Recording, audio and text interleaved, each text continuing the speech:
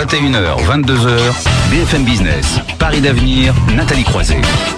Au fil de l'émission, alors après le théâtre, la musique aussi avec vous, François Merlin, donc chef d'orchestre et donc créateur de Polyforme. Donc vous proposez des formations pour faire un peu le parallèle justement entre l'entreprise et l'orchestre, être aussi son chef d'orchestre en entreprise. Là, c'est une création plus récente, hein, c'est ça Oui, là c'est 2007, hein, ouais. Donc c'est beaucoup plus récent. Le parallèle est assez évident en fait avec entre le manager et le chef d'orchestre, entre l'équipe et l'orchestre.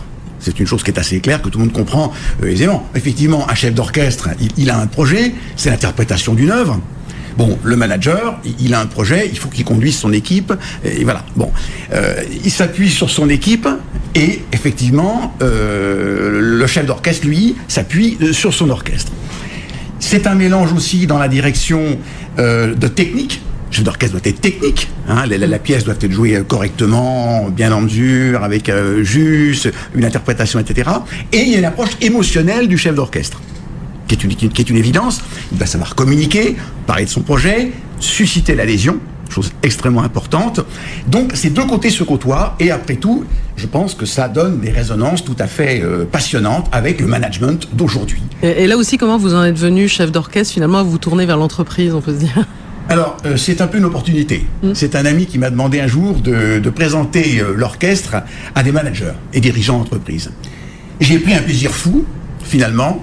J'ai évoqué les relations humaines au sein de l'orchestre, et j'ai senti que ça éveillait des tas de choses. Les gens se regardaient entre eux, ça commençait à rigoler visiblement, ce dont je parlais moi avec une grande liberté, puisque c'était ce que je pensais tout simplement.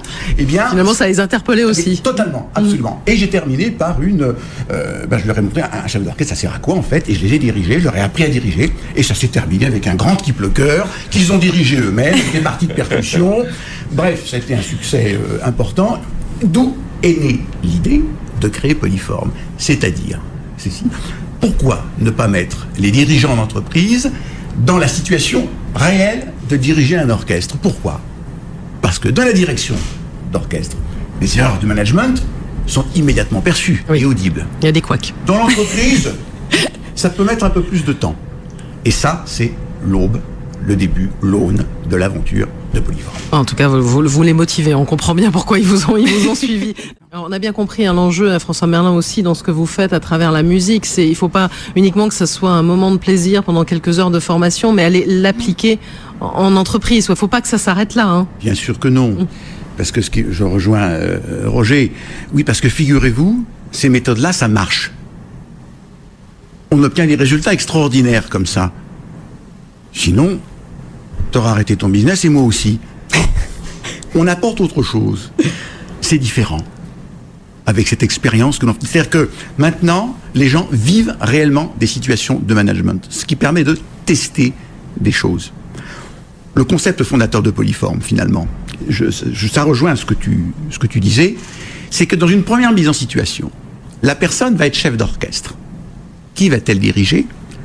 Des musiciens professionnels, après tout, les experts de l'entreprise, et ses pairs, donc d'autres qui ne sont pas encore en direction, et les autres sont observateurs du phénomène. Dans une deuxième mise en situation, le chef d'orchestre devient musicien dans l'orchestre. Et dans la troisième mise en situation, il est observateur du phénomène de management. Mais c'est très important pour comprendre que l'on est tous ensemble sur quelque chose. Il faut savoir de temps en temps quitter le moi-je pour penser au moi-nous. Et ça, il faut se retrouver de l'autre côté. Pensez un chef d'orchestre. Finalement, c'est un type qui agite les bras. Mais s'il n'arrive pas à susciter... Oui, mais il ne faut pas les agiter dans n'importe quel sens. Exactement, mais s'il n'arrive pas à gagner, à partager sa vision, s'il n'arrive pas à susciter l'adhésion de tout le monde, mais ce n'est qu'un pantin qui gesticule. En revanche, si tout le monde marche, si tout le monde comprend, le chef d'orchestre va s'enrichir de ce que les musiciens lui donnent, et c'est d'un seul coup quelque chose qui se monte ensemble, c'est l'appropriation d'un projet collectif, la culture du résultat collectif. C'est ça l'orchestre. Être de meilleur manager grâce à l'art de former, ou former par l'art, ou se former par l'art. On en parle ce soir dans Paris d'avenir avec Roger Sasportas, fondateur de RS Management, François Merlin, dirigeant de Polyforme, chef d'orchestre aussi, et Léonore Thomas, fondatrice des ateliers Léonore Thomas, et Stéphane Guibol, vice-président du GARF. Les uns et les autres, sur votre vision, on a vu que ça a évolué, que ça allait de plus en plus loin. François Merlin, vous sentez ce virage, et finalement, comment vous aussi vous rassemblez, voilà, deux univers, la musique, les professionnels, l'entreprise? Effectivement, tout simplement, Polyforme, c'est la réunion des compétences.